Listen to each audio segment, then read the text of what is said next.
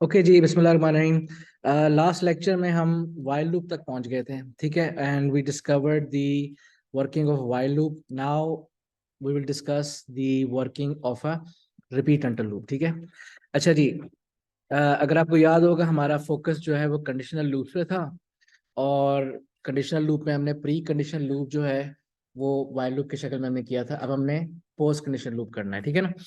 Post condition loop का syntax first of all understand करें कि ये है क्या चीज। रिपीट अंटिल, ठीक है। यहाँ पे आपके पास this is your repeat until loop. The syntax basically is repeat followed by the loop body here। और यहाँ पे आपके पास until के अंदर यहाँ पे कंडीशन आएगी, ठीक है। अच्छा जी, अब रिपीट अंटिल को it is also known as the post condition loop। इसका मतलब ये कि कंडीशन बाद में टेस्ट होती है। अनलाइक वाइल लूप जो प्री कंडीशन है, कंडीशन पहले टेस्ट होती है। यहाँ पे this is the post condition loop, condition is tested afterwards, ठीक है। उसके बाद the loop will run as long as the condition is false। Unlike while loop जहाँ पे कंडीशन जब तक ट्रू है लूप चलता जाता है, यहाँ पे जब तक कंडीशन फॉल्स है लूप चलता जाएगा, ठीक है ना। अच्छा, अब चूंकि कंडीशन बाद में टेस्ट हो रही है after the iteration, which is why is known as post condition, condition बाद में टेस्ट हो रही है, this loop will run at least once, ठीक है। इसने एक दफा लाजमन चलना है। वाइल लूप में ऐसा नहीं होता। वाइल लूप में हो सकता है कंडीशन चूंकि पहले टेस्ट होती है, तो अगर कंडीशन पहले ही फॉल्स है तो लूप एक दफा भी नहीं चलेगा। यहाँ पे इसने एक दफा लाजमन चलना होता है। अच्छा जी, अब आपको याद होगा कि हमने बेसिकली वही प्रॉब्लम जो है, वो प्रॉब्लम क्या था कि आपने इनपुट लेना है यूजर से, और जितने नंबर इनपुट होने हैं उनकी एवरेज कैलकुलेट करके बतानी है। जब तक यूजर से -1 या चले 0 ना एंटर करें, चेंज कंडीशन कर लेते हैं। जब तक 0 ना एंटर करे आपने यूजर से इनपुट लेना है।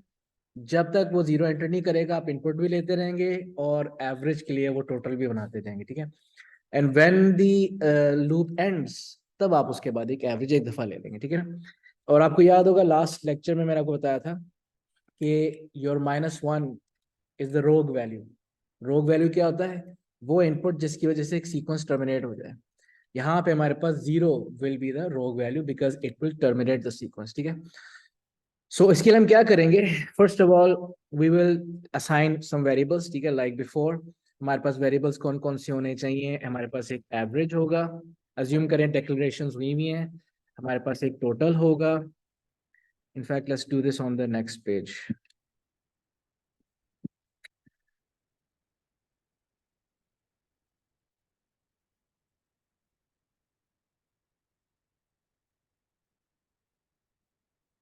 अच्छा, उसके बाद टोटल को असाइन कर दें 0, और जो यूजर नंबर इनपुट करेगा दैट इज गोना बी 0, ठीक है।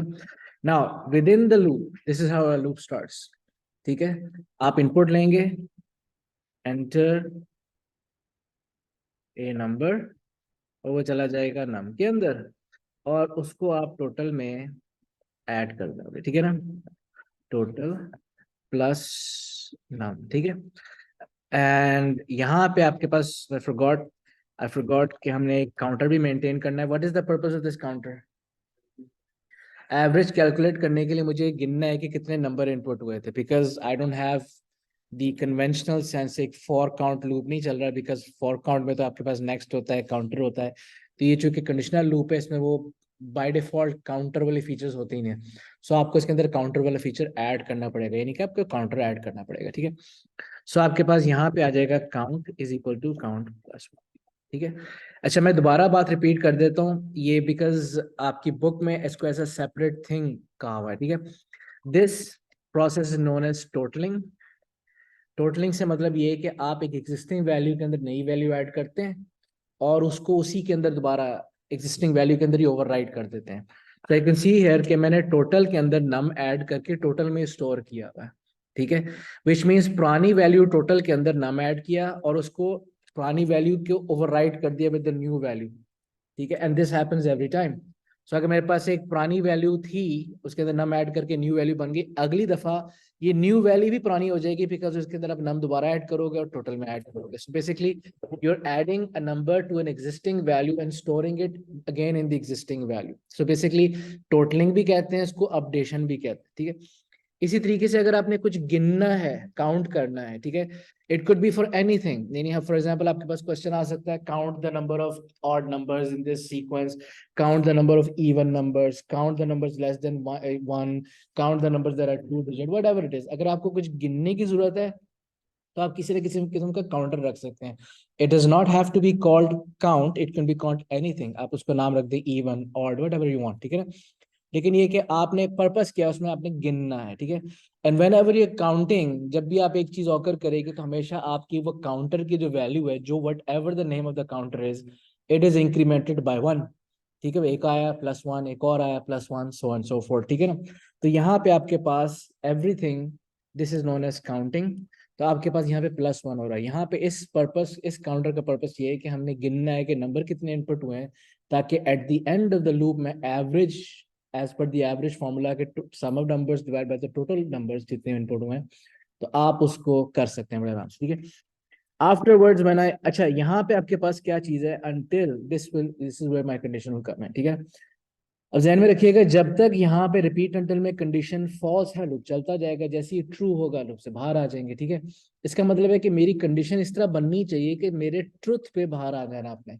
यानी मेरा ट्रुथ यहाँ पे ये है कि आप इनपुट लेते रहें जब तक यूजर 0 ना एंटर करे, आप लूप से बाहर आ जाए. इन विच केस यहाँ पे मेरी कंडीशन ये होनी चाहिए, until the num is equal to 0. So जब तक वो 0 नहीं इनपुट हुआ, आपका लूप चलता जाएगा. जैसे ही वो 0 एंटर हुआ, ट्रू, आप लूप से बाहर आ जाएंगे. ठीक है. So this is how you repeat until loop works. ठीक है. And when you come outside the loop, I will simply be calculating the average. ठीक है ना. टोटल तो मेरे पास है. ठीक है. अब मैं सिंपली क्या करूंगा, क्या काउंट से डिवाइड करना पड़ेगा, या काउंट -1 करना पड़ेगा. यहाँ पे एक ध्यान में आपने बात रखनी है. अव्वल तो आप ये ध्यान में रखें कि मेरे पास count is starting from 0, which means the first number I enter. ठीक है. वो काउंट बाद में इंक्रीमेंट हो रहा है, पहले नंबर इनपुट हो रहा है. ठीक है. सो लेट्स जस्ट से कि आपने 2 नंबर एंटर किए. पहला नंबर एंटर किया, आपका काउंट 1 हो गया. दूसरा नंबर एंटर किया, आपका काउंट 2 हो गया. तीसरा नंबर, व्हेन आपने दूसरा नंबर एंटर किया, टोटल में ऐड किया. अब यहाँ पे आपने जो तीसरा नंबर इनपुट किया, that is 0. The third number is 0. ठीक है. विच मीन्स वो 0 आपके काउंट टोटल में ऐड भी हुआ होगा, विच मेक्स नो डिफरेंस, लेकिन आपका काउंट इंक्रीमेंट हो गया होगा. Which means the third number, after entering the third number, my count has become 3. Which means यहाँ पे एक प्रॉब्लम आ गया है. मैंने नॉन जीरो नंबर्स जो है सिर्फ 2 ही एंटर किए थे. मेरा थर्ड नंबर विच इज 0, उस पर भी काउंटर इंक्रीमेंट हो गया. माना जब मैंने 0 यहाँ पे एंटर किया, टोटल पे ऐड किया, तो टोटल पे तो कोई फर्क नहीं पड़ेगा, 0 ऐड करें, नो बिग डील. ठीक है. लेकिन आपका काउंटर जरूर बढ़ा है, which means थर्ड इनपुट पे आपका काउंट इंक्रीमेंट हुआ है. That means when I come outside the loop, यहाँ पे मुझे क्या करना है, डिवाइड बाय काउंट -1 करना पड़ेगा, बिकॉज माई लास्ट इनपुट जिस पे काउंटर बढ़ गया था, that was 0. That should not be considered as part of calculating my average. Is this clear? It will never stop. If the 0 is not entered, it will keep on going. ठीक है. That's the purpose of a conditional loop. You never know when it's gonna stop. ठीक है ना. And then simply we will output the average with the suitable prompt. ठीक है ना. The average is so and so AVG. ठीक है. And that is how you can use your repeat until loop for the same problem we discussed before. ठीक है. अच्छा, अब problem ये है कि रिपीट अंटिल लूप पाइथन में एग्जिस्ट नहीं करता. सो आप देखेंगे कि मैं यूजली वाइल लूप को ऑप्ट करता हूँ. उसकी रीज़न ये है कि बिकॉज हमारा इवेंचुअली हमने कोडिंग पाइथन में करनी है. So we want to create an algorithm that is nearest to the actual code. That's why we will choose most probably while loop whenever conditional loop is specified. And frankly speaking, अगर आपको, मैंने अभी last lecture में एक बात बताई थी कि लूप कौन सा डिसाइड करना है, that depends on the problem. First of all, do you know how many times the loop is going to run? If you do, then most probably you will go for loop. But if you do not know how many times the loop is going to run, आप दोनों में से कोई एक choose करेंगे. Unless problem में specify हो के रिपीट अंटिल यूज करना है, आपकी मर्जी है, आपने जौन सा मर्जी यूज करना है. स्टूडेंट्स ऑफन थिंक कि repeat until is easier to implement because input एक दफा होता है इसके अंदर, वेयर एज वाइल लूप में आपको लूप स्टार्ट करने से पहले भी एक दफा इनपुट लिखना पड़ता है। दैट्स व्हाट वी अंडरस्टूड कि भी वाइल लूप जो कि प्री कंडीशन है, जो जिस वेरिएबल पे आप जिस इनपुट के अगेंस्ट आपकी कंडीशन चल रही है उस इनपुट में कुछ है ही नहीं, तो एक दफा लूप से पहले इनपुट ले लें, ठीक है, that is while loop. Where is repeat until में दैट्स नॉट नीडेड, ठीक है। सो some sense में repeat until का pseudo code is easier, but since while loop implement pseudo code पे खाली उसके बाद Python पे सिर्फ while loop चलता है for loop के अलावा, then we most probably might choose while loop more often, ठीक है। अच्छा जी, so now आपकी बुक में ये दो टॉपिक्स आगे given है, टोटलिंग और काउंटिंग के। I think we have discussed this in detail in previous lectures as well. मैं दोबारा रिपीट करता हूँ, updating based on user input, adding that to the existing value and storing it back to the existing value is updation. ये string की शक्ल में भी हो सकता है, जब स्ट्रिंग की बारी आएगी तो मैं आपको बताऊंगा। इसी तरह अगर आपने किसी चीज को गिनना है तो आप एग्जिस्टिंग काउंटर वैल्यू +1 करेंगे, एक जनाब जब भी एक इवेंट हो जाए, जैसे ही वो इवेंट हो जाए आप +1 कर देंगे तो आप गिन रहे हैं, एवरी टाइम समथिंग ऑकर्स, एक नंबर इनपुट हुआ counted, number positive number enter हुआ काउंटेड, इवन नंबर एंटर हुआ counted, out of bound value enter हुई counted, whatever you need to count every time that event occurs आप counter को +1 कर देंगे, that is your counting aspect, ठीक है ना। Now as you can see in your book, this is basically the end of your for loops right here. अब जरा string handling की बात करते हैं। पहले तो अंडरस्टैंड करना पड़ेगा कि ये आपकी स्ट्रिंग होता क्या है, ठीक है। Okay, so we're now gonna talk about string handling. और स्ट्रिंग हैंडलिंग में आपने करना क्या है, बेसिकली आपने स्ट्रिंग के रिलेटेड डिफरेंट फंक्शंस करने हैं, ठीक है ना। फॉर एग्जांपल आपके सिलेबस में जो स्ट्रिंग रिलेटेड फंक्शंस हैं वो एक तो आपके पास है लेंथ का, ठीक है, एक होता है यू केस, और एक होता है एल केस, और एक होता है सब स्ट्रिंग, ठीक है। These are the 4 functions that you primarily will be using in your string handling. But first of all, let's understand कि आपके पास string होती क्या है, ठीक है ना। As always हमारी string starts off is a different, is a separate data type, ठीक है ना। जैसे integer होता है, real होता है, character होता है, boolean होता है, तो string भी एक data type है। string के अंदर आपके पास all characters that are entered, that are part of your ASCII table, that are part of your computer's character set, आपकी string के अंदर वो तमाम चीजें आ सकती हैं, ठीक है ना। So simple terms, anything with an ASCII code is basically part of the string range of values. So for example, मैंने एक email address लिखा हुआ है my email _123@gmail.com. As you can notice here कि इसके अंदर लेटर्स भी हैं, सिंबल अपना कैरेक्टर्स यानी कि जो आपके स्पेशल कैरेक्टर्स हैं, नंबर्स हैं, डॉट्स वगैरह, एवरीथिंग आ जाता है, ठीक है ना। तो each individual piece of this string has its own ASCII value including the spaces as well, ठीक है। सो ये आपके पास एक टिपिकल एग्जांपल ऑफ स्ट्रिंग है, ठीक है ना।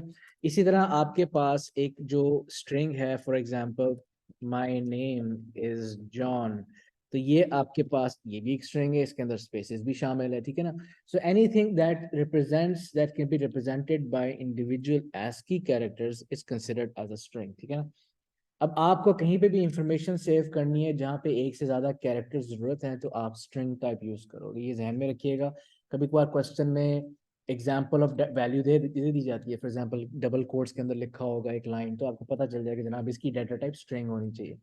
लेकिन अगर नहीं भी लिखा होगा, आप स्ट्रिंग का पर्पस समझे, it's only there for information storage, इस पे किसी किस्म का अरिथमेटिक ऑपरेशन नहीं परफॉर्म किया सकता। फॉर एग्जाम्पल अगर मैं एक नंबर लिख लेता हूँ यहाँ पे 23, now this is not the number 23, it's the string 23, which means 23 पे मैं किसी किस्म का अरिथमेटिक ऑपरेशन नहीं कर सकता, मैं ये चीज नहीं कर सकता, this does not exist, so 23 + 35 does not exist, ये एक वैलिड सूडो कोड में ऑपरेशन नहीं। हाँ अलग बात है कि पाइथन में ये बन जाता है 2335, बिकॉज पाइथन में ये प्लस का साइन का मतलब है concatenation. Oh which reminds me कि आपके पास एक और स्ट्रिंग का फंक्शन होता है, इसको कंकैटिनेशन भी कहते हैं।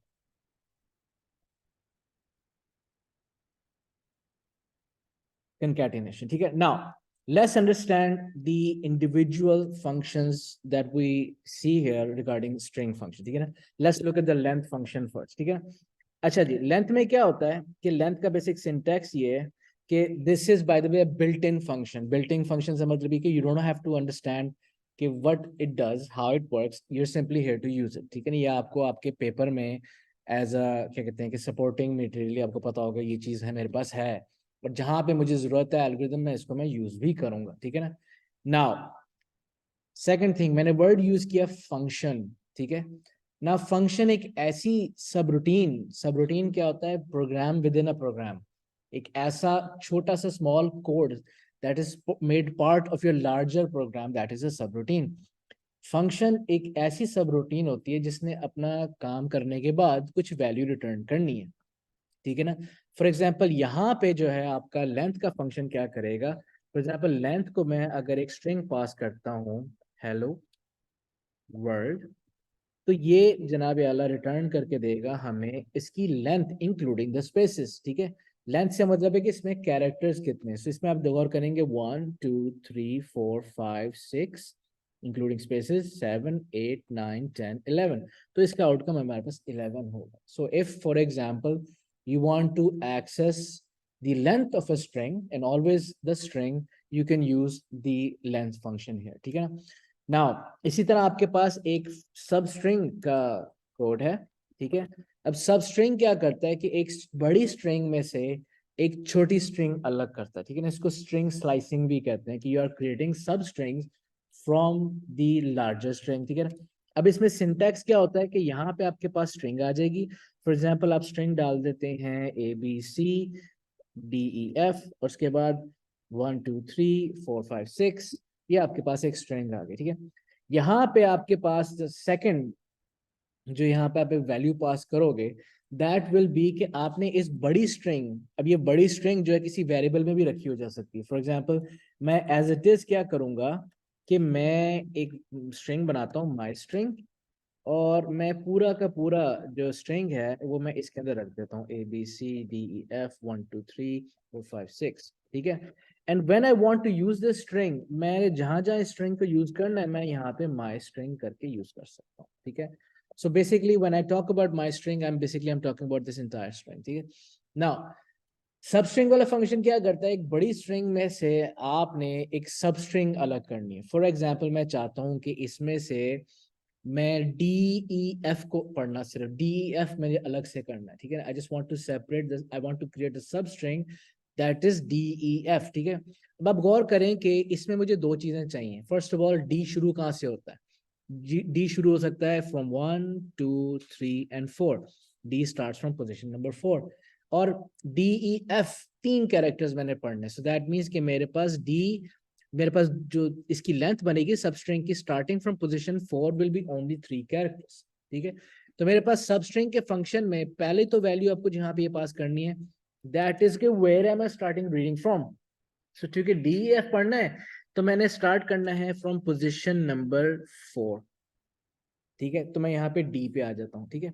उसके बाद मैंने अगली जो वैल्यू इस सबस्ट्रिंग वाले फंक्शन को पास करनी है दैट इज कि मैंने पढ़ने कितने लेटर्स हैं, ठीक है। तो मैंने चूंकि इस वक्त इंटरेस्ट मुझे सिर्फ 3 लेटर्स में है, तो स्टार्टिंग फ्रॉम पोजीशन 3 मैं 3 यहाँ पे पास कर दूंगा। दैट मीन्स कि मेरे पास जो फंक्शन चलेगा तो उसका आउटकम जो है होगा DEF लाइक दिस, ठीक है। अब आप गौर करेंगे जिस पोजीशन पे आप बैठे हैं यानी पोजीशन 4 पे, वो भी 3 कैरेक्टर्स में शामिल होगी। तो अगर आपने डी के बाद भी पढ़ना है यानी एफ के बाद भी पढ़ना है, या डी को नहीं पढ़ना, तो फिर आप 5th पोजीशन से स्टार्ट करेंगे यानी कि ई ऑनवर्ड्स करेंगे, ठीक है। But if you want to start from D तो आप position 4 will include D as well, ठीक है ना। Is this clear? Okay now अब मैं आपको एक क्वेश्चन दिखाता हूं जिसमें let's write a small program using these two subroutines, ठीक है। हम क्या करेंगे कि हमने सिंपली एक ऐसा प्रोग्राम बनाना है, लेट्स यूज दिस ओनली सब these sub routines.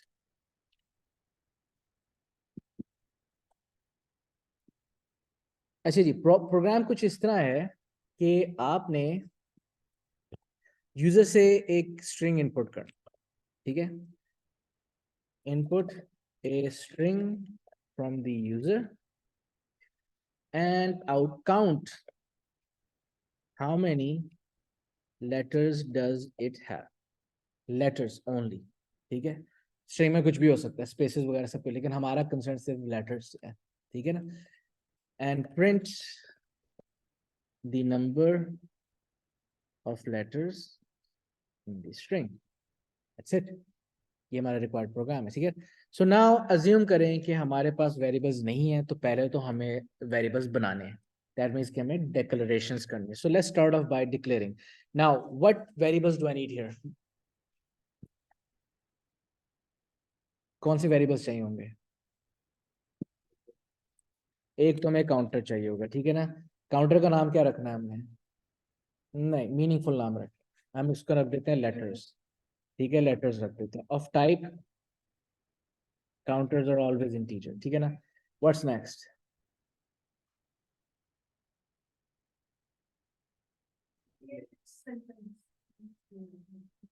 declare sentence, kind of big, चलो खैर, of type string, this is what the user is giving as an input, ठीक है, and I guess that's it, ठीक है। now इस अब हम input लेंगे यूजर से, ठीक है, input, enter your desired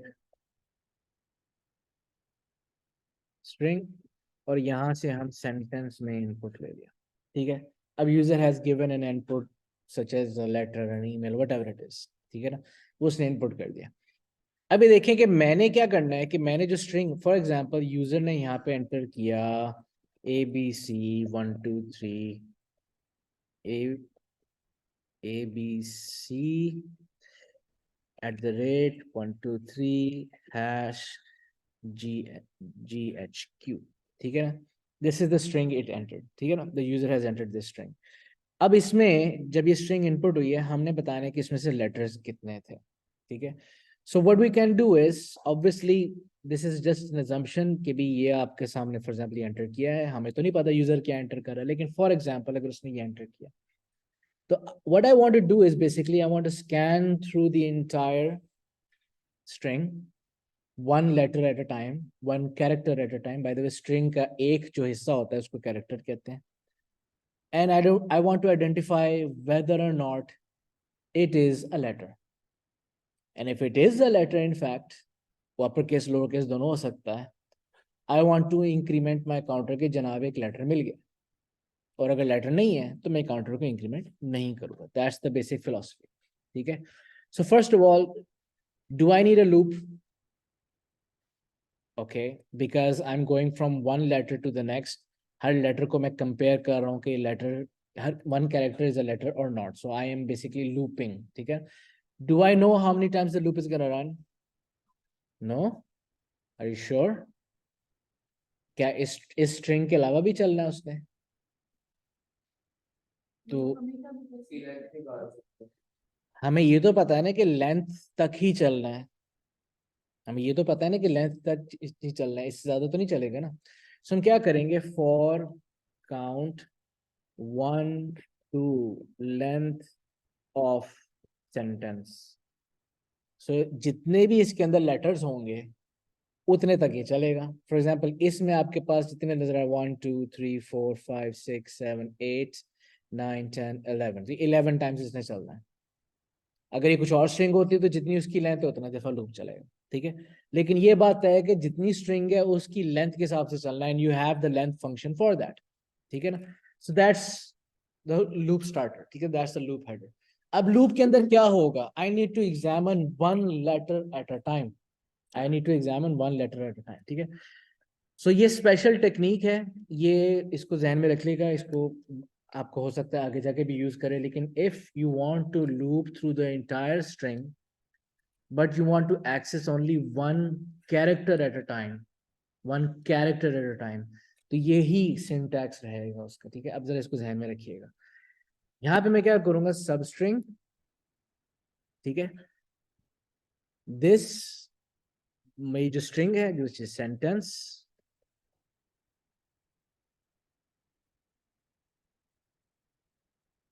किस पोजीशन से पढ़ना शुरू करना है, I am starting from the first position. और इस वक्त जो मेरे पास काउंटर वेरिएबल है that is holding the value 1। जब लूप चलेगा तो काउंट 2 हो जाएगा, जब लूप आगे चलेगा काउंट 3 हो जाएगा, सो ऑन सो फोर्थ।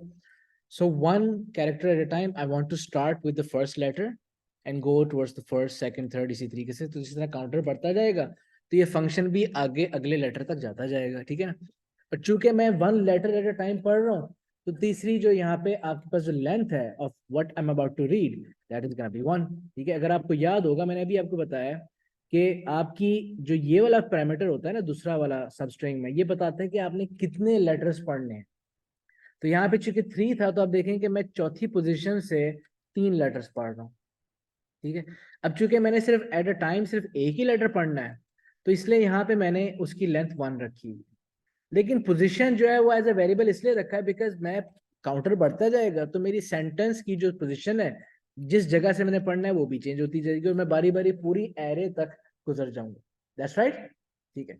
अच्छा जी, सो मैंने क्या किया है कि मैंने एक सबस्ट्रिंग वाला फंक्शन यूज करके अपनी सेंटेंस जो यूजर ने इनपुट किया है, उससे मैं बारी बारी एक लेटर उठाए जा रहा हूँ, ठीक है। और नाउ लेट्स जस्ट से कि एक और वेरिएबल बना लेते हैं हम, just for making it easier, otherwise ये बगैर भी हो सकता है। इसको हम कह देते हैं next character of type character, ठीक है। Why? Because it is holding only one character at a time. और मैं क्या करूंगा, एक यहाँ से सेंटेंस पे से लेटर पढ़ने के बाद उसको मैं नेक्स्ट कैरेक्टर में रख दूंगा। तो इसका मतलब ये है कि जब ये लूप पहली दफा चलेगा तो नेक्स्ट कैरेक्टर के अंदर होगा ए, फिर अगली दफा चलेगा नेक्स्ट कैरेक्टर के अंदर होगा बी, जब काउंट इंक्रीमेंट होगा नेक्स्ट कैरेक्टर के अंदर होगा सी, फिर काउंट इंक्रीमेंट होगा नेक्स्ट कैरेक्टर के अंदर क्या होगा, एट द रेट का सिंबल। इस तरह ही है ना। So every time my counter is incrementing, I am going from one letter to the next, और मैं सिर्फ एक एक पढ़ के नेक्स्ट कैरेक्टर में बारी बारी रखे जा रहा हूँ, ठीक है। अब ये हमने हमारा गोल किया है कि हमने बताना है कि इसके अंदर लेटर्स कितने हैं, ठीक है। सो अगर नेक्स्ट कैरेक्टर लेटर्स की रेंज में आता है, दैट मीन्स कि it is in fact a letter, और मैं अपने लेटर को लेटर के काउंटर को इंक्रीमेंट कर दूंगा, अदरवाइज नहीं करूंगा। सो उसके तरीकेकार क्या है कि यहाँ पे एक इफ कंडीशन लगाए, if next character is greater or equal to capital A and next character is less than equal to capital Z, that means it's a letter। अगर एक चीज जो A से बड़ी है एंड Z या Z से छोटी है, that means it must be a letter। लेकिन ये वाली रेंज स्पेसिफाई है ओनली किसके लिए, कैपिटल लेटर्स के लिए, ठीक है ना। सो हम क्या करते हैं कि इस कॉम्प्लेक्स कंडीशन को भी मजीद कॉम्प्लेक्स कर सकते हैं, लाइक एडिंग सिमिलर कंडीशन, लेकिन दिस दफा क्या होगा, हम और सेपरेट करेंगे। अब इसमें हम क्या करेंगे कि यहाँ पे आपके पास small z and small a, like so. अब जरा इस पे देखें, अगर तो आपका लेटर जो नेक्स्ट कैरेक्टर उसने पढ़ा है वो कैपिटल ए या कैपिटल ए से बड़ा, या कैपिटल जी या कैपिटल जी से छोटा, अगर तो इस रेंज में लाइक करता है या इस रेंज में लाइक करता है, that means it must be a letter, ठीक है। अब लेट्स जस्ट से कि मैं ये वाले जो एट द रेट का सिंबल है इसको देखते हैं, एट द रेट का सिंबल इसमें लाइक करता है, अच्छा एट द रेट वाला सिंबल इसमें लाइक करता है, therefore at the rate symbol must not be a letter. Agreed?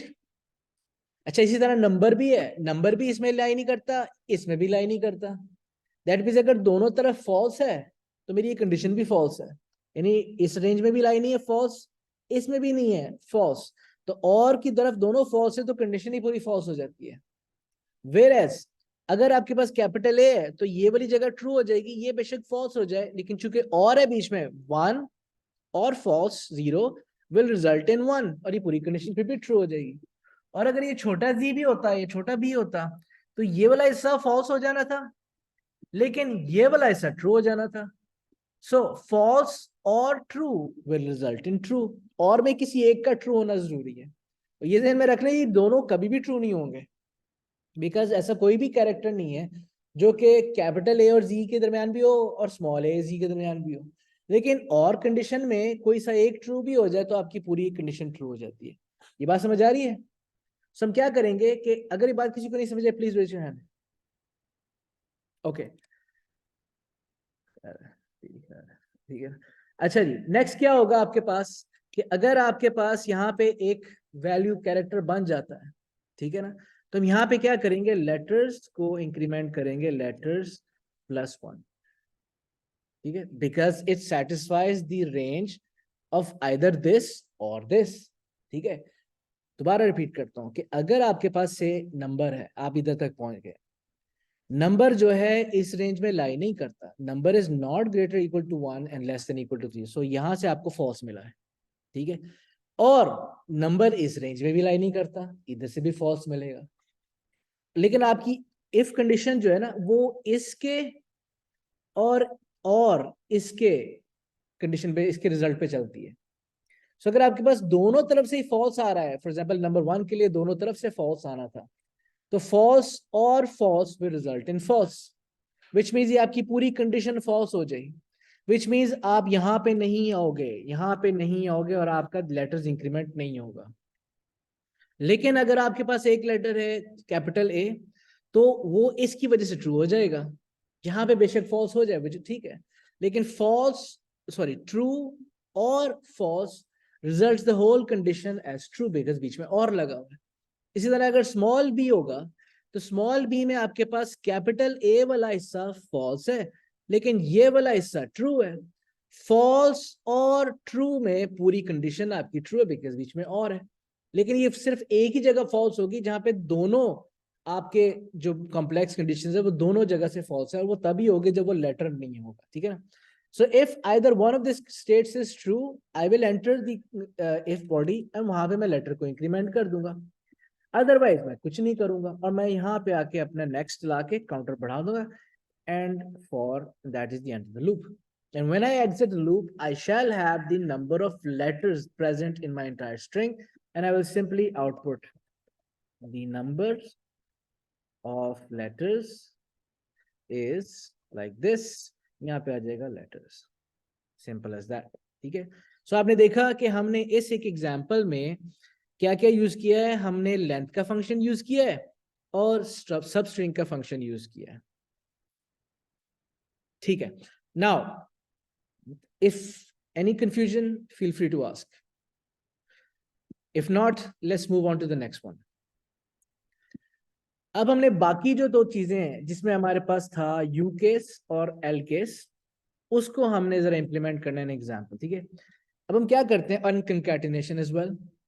इस एग्जाम्पल में क्या होगा कि हम यूजर से इनपुट लेंगे U case and L case example. Let's look at the U case example one. Let's just say कि आप एक स्ट्रिंग इनपुट करते हैं, ठीक है, और उसको ऑल कैप्स में कन्वर्ट कर देते हैं, कि जो भी स्ट्रिंग है, ठीक है। या for example let's just do this कि आप एक वैलिडेशन प्रोग्राम बनाते हैं। अब ये वैलिडेशन प्रोग्राम क्या होता है मैं बताता हूँ आपको। वैलिडेशन चेक हमने बाद में डिटेल से पढ़ना है इसको मजीद, लेकिन if you remember validation check means कि आप चेक कर रहे हैं कि इनपुट पे जो भी चीज आ रही है वो वैलिड है कि नहीं है ना। वैलिडेशन या वैलिड होने से मतलब ये है कि वो आपकी पर्टिकुलर प्रॉब्लम के लिए वो यूजफुल है कि नहीं, आपके पर्टिकुलर प्रॉब्लम के लिए वो यूजफुल है कि नहीं। मेरा प्रॉब्लम क्या करता है कि मेरा प्रॉब्लम शर्त लगा रहा है, एक कंडीशन लगा रहा है कि जो भी यूजर वर्ड इनपुट करेगा, से पासवर्ड है फॉर एग्जांपल, ये यूजर नेम है, it has to be only upper case, it has to be upper case, ठीक है। अगर अपर केस नहीं है तो आपने दोबारा इनपुट लेना है कि जनाब आप अपर केस इनपुट करें, ठीक है। सो अब इसके लिए हम क्या करेंगे, we need make sure the input string is uppercase, that is my problem, ठीक है, that is my example, use case example. सो इसके लिए फर्स्ट ऑफ ऑल मुझे एक इनपुट चाहिए, ठीक है ना। इनपुट क्या होगा, हम वेरिएबल बना लेते हैं, हम उसको रख देते हैं इन स्ट्रिंग, नाम रख देते हैं of type string. I want to see if this password was, this string was input was all uppercase or not, ठीक है ना। पहले आपको समझना जरूरी है कि यू केस करता क्या है। यू केस बेसिकली अगर आप उसको ये पास करेंगे ABCDEF 1 2 3, तो जनाब ये रिटर्न कर देगा इसको ABCDEF BEF123, ठीक है। सो जो जो लेटर्स हैं उनको अपर केस में कन्वर्ट कर देगा, ठीक है। That's what it's doing. So इसी तरह हम क्या करेंगे, डिक्लेयर इन स्ट्रिंग हमने बना लिया। अब हमने क्या करना है कि यूज एक व्हाइल लूप लगाएंगे। हाँ, इनपुट ले लेंगे, input enter upper case string only, ठीक है। प्रॉम्प्ट में डाल दिया, कोई गारंटी नहीं कि यूजर फॉलो करेगा प्रॉम्प्ट को, यहाँ पे हम मेक श्योर करेंगे। नाउ हम यहाँ क्या करते हैं कि जो यूजर ने एंटर किया है स्ट्रिंग, हम वो कंपेयर करेंगे कि यार वो अपर केस था कि नहीं था, ठीक है। It has to be all upper case letters. तो हम क्या करेंगे, हम यहाँ पे एक व्हाइल लूप लगाएंगे, और अगर वो अपर केस नहीं है, दैट मीन्स कि मैं दोबारा इनपुट लूंगा और यूजर को कहूंगा जनाब अपर केस एंटर करें दोबारा। नाउ इसको जरा बात ध्यान से सुननी है आपने, कि मैंने इंश्योर करना है कि जो स्ट्रिंग इनपुट हो रही है must be upper case.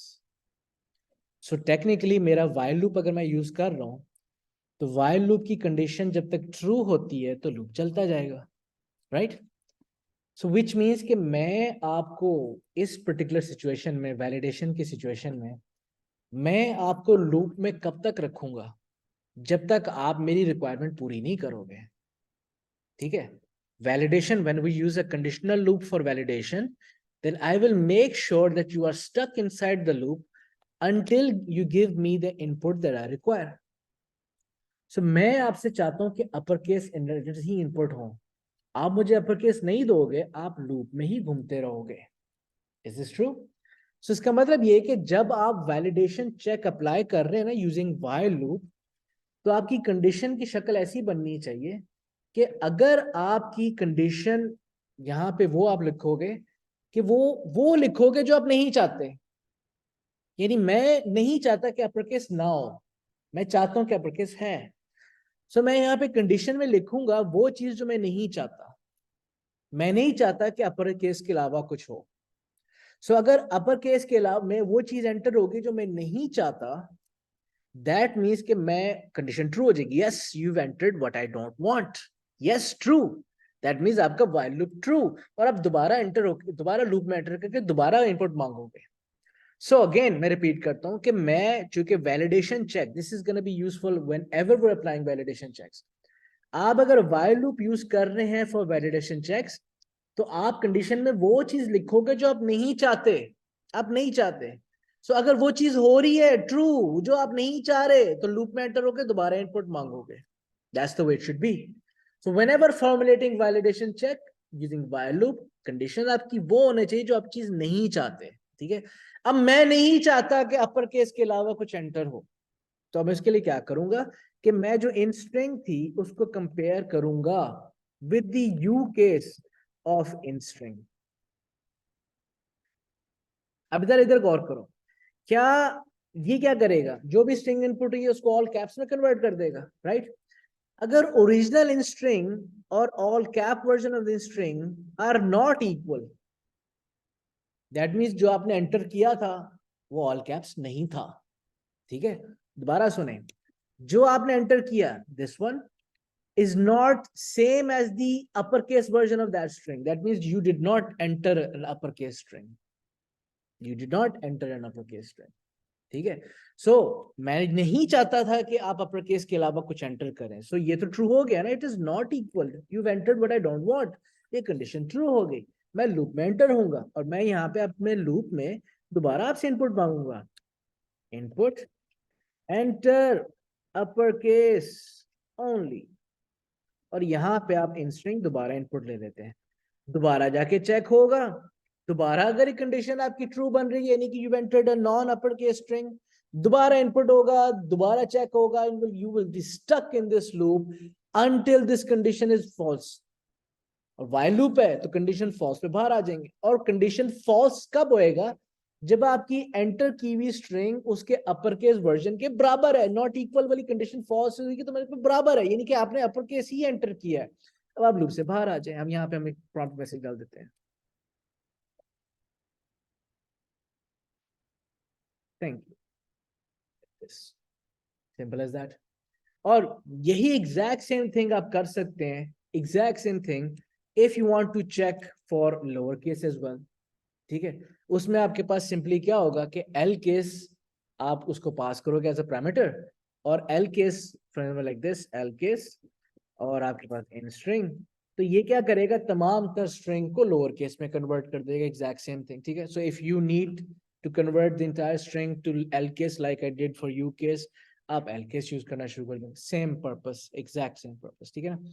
Now final thing, concatenation, ठीक है।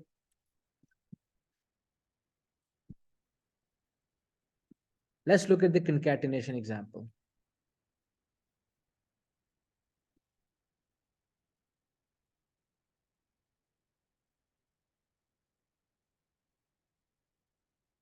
अच्छा जी, कंकैटिनेशन होता क्या है? फर्स्ट ऑफ ऑल, कंकैटिनेशन का मतलब ये कि आपके पास दो स्ट्रिंग्स या कैरेक्टर्स हैं और आप उनको एक स्ट्रिंग बनाना चाहते हैं। फॉर एग्जांपल मेरे पास एक स्ट्रिंग है हेलो, और उसके बीच में एक ऑपरेटर लगा हुआ है, this is the concatenation operator, this is the end symbol आप कह लें, ठीक है।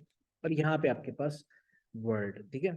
सो जब मैं इसको कंकैटिनेट करके एक वेरिएबल में रख देता हूँ, फॉर एग्जांपल न्यू स्ट्रिंग, ये दोनों चीजों को आपने कंकैटिनेट करके इस न्यू स्ट्रिंग में रख दिया है, तो न्यू स्ट्रिंग के अंदर क्या चीज होगी?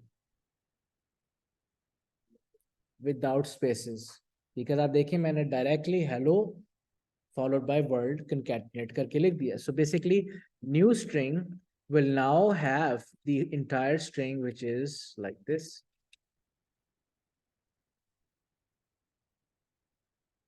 like this. अगर आप चाहते हैं इसमें स्पेसेस ऐड हो, तो जनाब आप या तो इसके बाद स्पेस दे दें, या इससे पहले स्पेस दे दें, या बीच में एक अलग से स्पेस की स्ट्रिंग डाल दें, ठीक है, और उसको अलग से कंकैटिनेट कर दें। So as you can see here, hello concatenated with space, concatenated with word. So this will become this thing right here. Okay, finally, let's do something else. अब मैं क्या करूंगा कि मैंने बेसिकली आपसे, अब इसका क्या पर्पस हो सकता है, लेकिन चलें हम क्या करते हैं कि आपसे एक एग्जांपल कंकैटिनेशन की इस तरह कर लेते हैं कि आप हाँ, आप कैरेक्टर बाय कैरेक्टर इनपुट करेंगे, आप 10 कैरेक्टर्स इनपुट करेंगे, 10 कैरेक्टर्स इनपुट करेंगे, और उस 10 कैरेक्टर्स की आपने एक स्ट्रिंग बनानी है। बस शर्त यह है कि उनमें से कोई लेटर के अलावा कुछ नहीं होना चाहिए। अपर केस लोअर केस सब कुछ हो सकता है, लेकिन लेटर के अलावा कुछ नहीं होना चाहिए, ठीक है। सो मैं दोबारा यहाँ पर प्रॉब्लम लिख देता हूँ, एंटर 10 स्ट्रिंग्स या 10 characters, 1 character at a time to form a complete string. Condition is that no non-letter character must be entered. नहीं आ सकता, ठीक है। अब इसके लिए मुझे क्या वेरिएबल्स चाहिए होंगे? What variables would I need for this one? जो मेरी फाइनल स्ट्रिंग बनेगी, ठीक है। सो हम क्या करते हैं, डिक्लेयर फाइनल स्ट्रिंग, ठीक है, which is equal to which is declared as string, ठीक है। What else? जो हम कैरेक्टर इनपुट कर रहे हैं, ठीक है, उसको सिंपल सा इन कैरेक्टर कह देते हैं, ऑफ टाइप कैरेक्टर, ठीक है। And what else? वो क्यों चाहिए?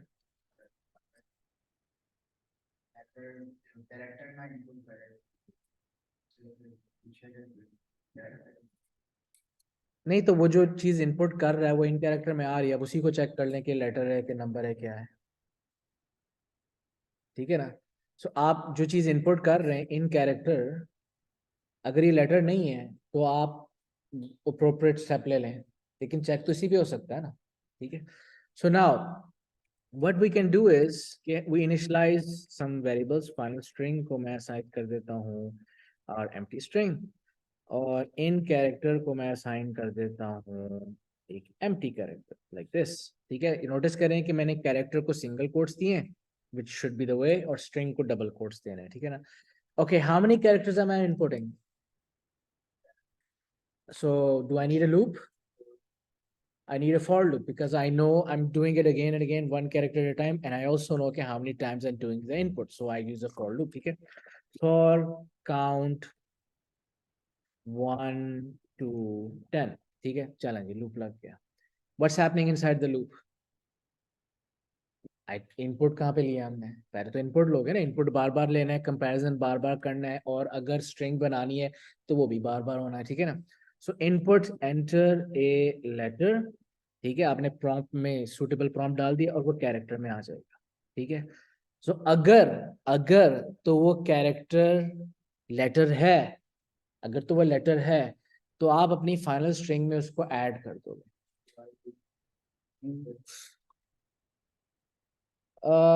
डजंट, अच्छा चलें ठीक है, ये भी किया जा सकता है, लेकिन जरूरी नहीं है उसके. मैं अब एक्सप्लेन करता हूँ. We don't need the while loop, we can do this in the for loop as well. ठीक है.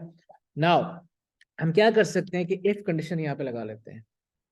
If character is greater and equal to capital A and character is less than equal to capital G. ठीक है, इधर आ जाएगा, और बाद में हम और में क्या लगा देंगे, और character is greater and equal to small a and character is less than equal to small z. ठीक है ना. अगर तो ये कंडीशन ट्रू है, that means it is indeed a character, it is a letter, sorry. ठीक है. if it is a letter it belongs in my final string. आपने उसको फाइनल स्ट्रिंग में कंकैटिनेट करना है. तो हम क्या करेंगे, final string is equal to, अब ये रनिंग टोटल जैसी शक्ल बनेगी, मैं आपको बताता हूँ. final string concatenated with the character just input. ठीक है. अब ये देखो क्या कर रहा है. आपके पास originally final string empty string था. ये देखो पहला लेटर जो के पहला कैरेक्टर जो इस कंडीशन को सेटिस्फाई करता है, आपने उसको एम्प्टी स्ट्रिंग के साथ कंकैटिनेट किया. फॉर एग्जांपल बी एंटर हुआ था, तो empty string concatenated with B will become just B, और आपने फाइनल स्ट्रिंग के अंदर बी रख दिया. आपने अगला लेटर इनपुट किया, वो था जी.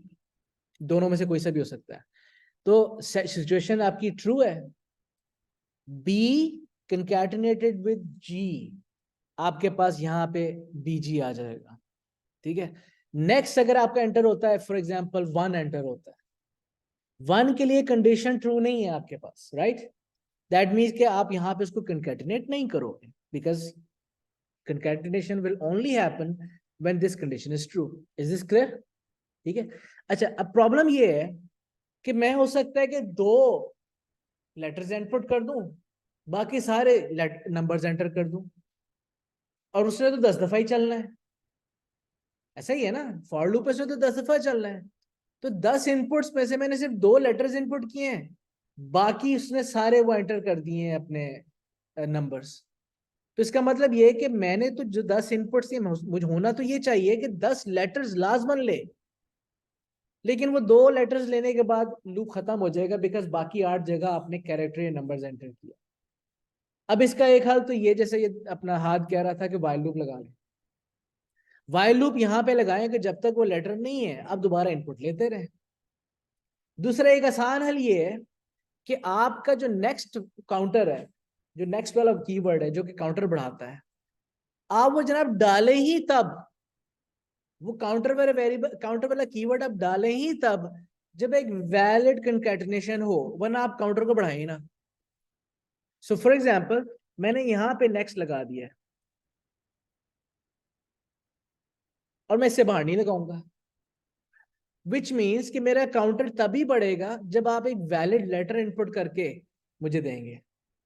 अगर आप मुझे वैलिड इनपुट नहीं दिया ना, मुझे आपने ये सिचुएशन सेटिस्फाई नहीं किया, आपने कोई नंबर या कैरेक्टर एंटर कर दिया, तो वो तो अव्वल तो यहाँ पे आया ही नहीं.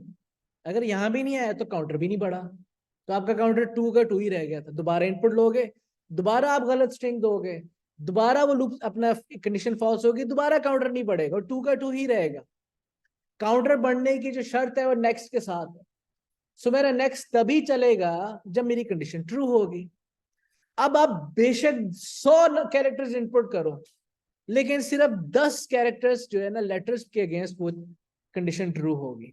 बीच में आपने नंबर्स वगैरह जो भी एंटर करेंगे काउंटर नहीं बढ़ेगा, बिकॉज वहां पे नेक्स्ट नहीं चल रहा। नेक्स्ट चल ही तब रहा है जब आप एक वैलिड लेटर एंटर करते हैं, ठीक है। So you can play around with the next. आप नेक्स्ट वहां पे लगाए जहां पे आप चाहें। अब यहाँ पे देखो मैंने नेक्स्ट वहां पे लगाया है जहां पे मैं चाहता हूं कि जनाब काउंटर बढ़े if you have a valid letter. कोई जरूरी नहीं है कि नेक्स्ट की खास जगह ही है। Is this clear? ठीक है। अब मैं जब यहाँ पे एंड फॉर होता है, सो बेशक ये लूप 10 से ज्यादा दफा चलाओ, लेकिन लेटर्स 10 ही आपके ने कंकैटिनेट किए होंगे, बिकॉज आपका नेक्स्ट जो इंक्रीमेंट ही तब यहाँ पे जाके हो रहा है। Okay, so when I come outside the loop, I will simply output the final string। यहाँ पे आपके पास final string output होगी, and that's it। That's the concatenation as well, ठीक है। सो यहाँ तक आपके string operations जो है ना वो खत्म हो जाते हैं। Any questions? अच्छा जी, अब नेक्स्ट लेक्चर में हमने एरेज कवर करना है, और एरेज के साथ जितने एसोसिएटेड ऑपरेशंस है, लीनियर सर्च है, बबल सॉर्ट है, वो छोटा छोटा कवर करना है, ठीक है।